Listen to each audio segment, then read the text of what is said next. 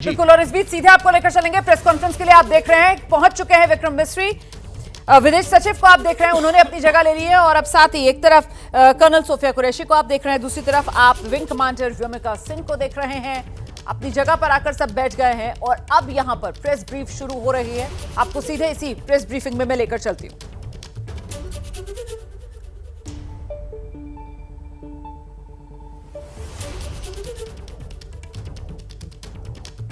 तो ये विदेश सचिव विक्रम मिस्री को आप देख रहे हैं, प्रेस कॉन्फ्रेंस के लिए पहुंच चुके हैं। ऑपरेशन सिंदूर साफ तौर पर पीछे लिखा हुआ है। ऑपरेशन सिंदूर को लेकर ही यहां पर यह प्रेस ब्रीफिंग है। ऑपरेशन सिंदूर को लेकर ही सेना की तरफ से जानकारी देश के साथ साझा की जाएगी।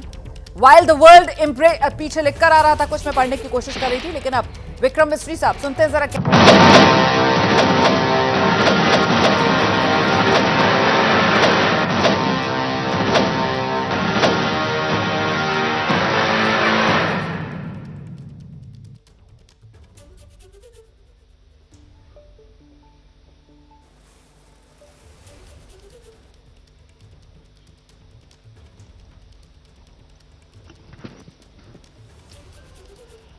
नमस्कार। इस ब्रीफिंग में शामिल होने के लिए आप सभी का धन्यवाद।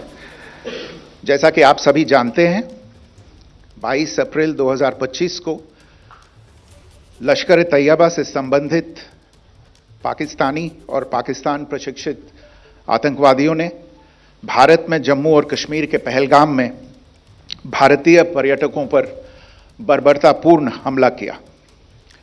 25 भारतीयों और एक नेपाली नागरिक को कायरतापूर्ण मौत के घाट उतार दिया गया। मुंबई के 26 नवंबर 2008 के हमलों के बाद यह भारत में हुई किसी आतंकवादी हमले में मारे गए आम नागरिकों की संख्या की दृष्टि से सबसे गंभीर घटना है। पहलगाम का हमला अत्यधिक बर्बरतापूर्ण था, जिसमें वहां मौजूद लोगों को करीब से और उनके परिवारों के सामने सिर पर गोली मारी गई। हत्या के इस तरीके से परिवार के सदस्यों को जानबूझकर आघात पहुंचाया गया। साथ ही उन्हें यह नसीहत भी दी गई कि वे वापस जाकर इस संदेश को पहुंचा दें। यह हमला स्पष्ट रूप से जम्मू और कश्मीर में बहाल हो रही सामान्य स्थिति को बाधित करने के उद्देश्य से किया गया था।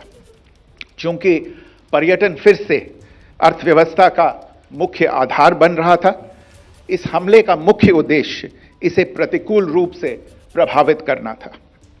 पिछले वर्ष आप सभी जानते हैं 2.25 करोड़ से अधिक पर्यटक कश्मीर आए थे। इस हमले का मुख्य उद्देश्य इसलिए संभवतः यह था कि इस संघ राज्य क्षेत्र में विकास और प्रगति को नुकसान पहुंचाकर इसे पिछड़ा बनाए रखा जाए और पाकिस्तान से लगातार होने वाले सीमा पार आतंकवाद के लिए उपजाऊ जमीन बनाने में सहायता की जाए। हमले का यह तरीका जम्मू और कश्मीर और शेष राष्ट्र दोनों में सांप्रदायिक दंगे भड़काने के उद्देश्य से भी प्रेरित था।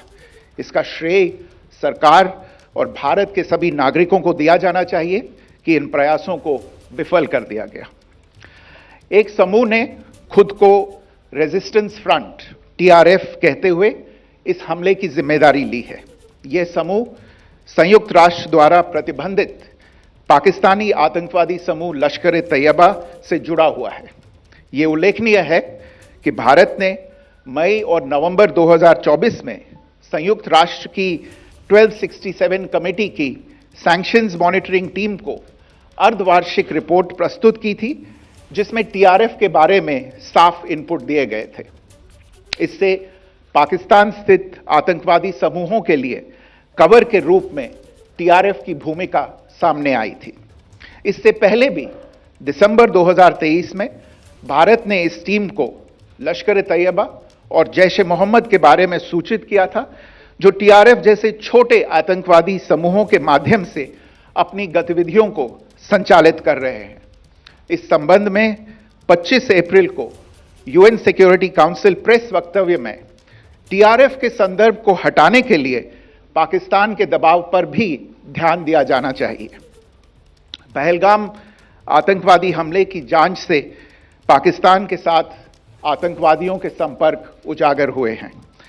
रेजिस्टेंस फ्रंट द्वारा किए गए दावे और लश्कर तैयबा से ज्ञात सोशल मीडिया हैंडल द्वारा इसको रीपोस्ट किया जाना इसकी पुष्टि करता है। चश्मदीद गवाहों और विभिन्न जांच एजेंसियों को उपलब्ध अन्य सूचनाओं के आधार पर हमलावरों की पहचान भी हुई है। हमारी इंटेलिजेंस ने इस टीम के योजनाकारों और उनके समर्थकों की जानकारी जुटाई है।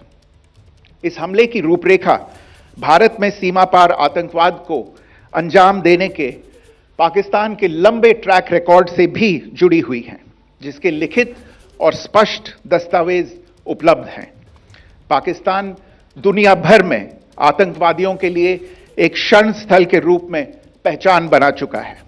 यहां अंतर्राष्ट्रीय स्तर पर प्रतिबंधित आतंकवादी सजा पाने से बचे रहते हैं। इसके अलावा पाकिस्तान ने इस मुद्दे पर विश्व और फाइनेंशियल एक्शन टास्क फोर्स जैसे अंतर्राष्ट्रीय मंचों को जानबूझकर गुमराह करने के लिए भी जाना जाता है।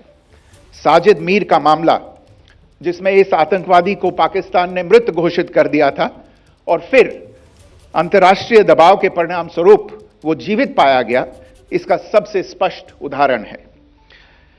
यह स्वाभाविक है कि पहलगाम में हुए इस हमले से जम्मू और कश्मीर के साथ साथ भारत के अन्य भागों में भी आक्रोश देखा गया। हमलों के बाद भारत सरकार ने स्वाभाविक रूप से पाकिस्तान के साथ संबंधों को लेकर कुछ कदम उठाए। आप सभी उन निर्णयों से अवगत हैं जिसकी घोषणा 23 अप्रैल को की गई थी। तथापि यह आवश्यक समझा गया कि 22 अप्रैल के हमले के अपराधियों और उनके योजनाकारों को न्याय के कटघरे में लाया जाए। हमलों के एक पखवाड़े के बाद भी पाकिस्तान द्वारा अपने क्षेत्र या अपने नियंत्रण वाले क्षेत्रों में आतंकवादियों की इंफ्रास्ट्रक्चर के विरुद्ध कार्रवाई करने के लिए कोई स्पष्ट कदम नहीं उठाया गया है। उल्टे वो इनकार करने और आरोप लगाने में ही लिप्त रहा है। पाकिस्तान आधारित आतंकवादी मॉड्यूल्स पर हमारी खुफिया निगरानी ने संकेत दिया है कि भारत के विरुद्ध आगे भी हमले हो सकते हैं। अतः इनको रोकना और इनसे निपटना दोनों को बेहद आवश्यक समझा गया। आज सुबह, जैसा कि आपको ज्ञात होगा, भारत ने इस तरह के सीमा पार हमलों का जवाब देने और उन्हें रोकने तथा उनका प्रतिरोध करने के अपने अधिकार का प्रयोग किया है। यह कार्यवाही नपीतुली, नॉन एस्केलेटरी, आनुपातिक और जिम्मेदारीपूर्ण है। यह आतंकवाद की इंफ्रास्ट्रक्चर को समाप्त करने और भारत में भेजे जाने वाले संभावित आतंकवादियों को अक्षम बनाने पर केंद्रित है। आपको यह भी स्मरण होगा कि 25 अप्रैल 2025 को संयुक्त राष्ट्र सुरक्षा परिषद ने पहलगाम आतंकवादी हमले पर एक प्रेस वक्तव्य जारी किया था, जिसमें आतंकवाद के इस निंदनीय कार्य के अपराधियों, आयोजकों, फाइनेंसरों और प्रायोजकों को जवाबदेह ठहराने और उन्हें न्याय के दायरे में लाने की आवश्यकता पर जोर दिया गया था। भारत की आज की इस कार्रवाई को इसी संदर्भ में देखा जाना चाहिए। Good morning. Thank you all for joining this briefing. As you are all aware, on April 22, 2025, Pakistani and Pakistan-trained terrorists belonging to the Lashkar-e-Taiba carried out a savage attack on Indian tourists at Pahalgam in Jammu and Kashmir in India. They murdered 26 people, including one national of Nepal, causing the largest number of civilian casualties in a terrorist attack in India since the 26 November 2008 attacks in Mumbai. The attack in Pahalgam was marked by extreme barbarity, with the victims mostly killed with headshots from close range and in front of their families. Family members were deliberately traumatized through the manner of the killing, accompanied by the exhortation that they should take back the message. The attack was clearly driven by the objective of undermining the normalcy returning to Jammu and Kashmir.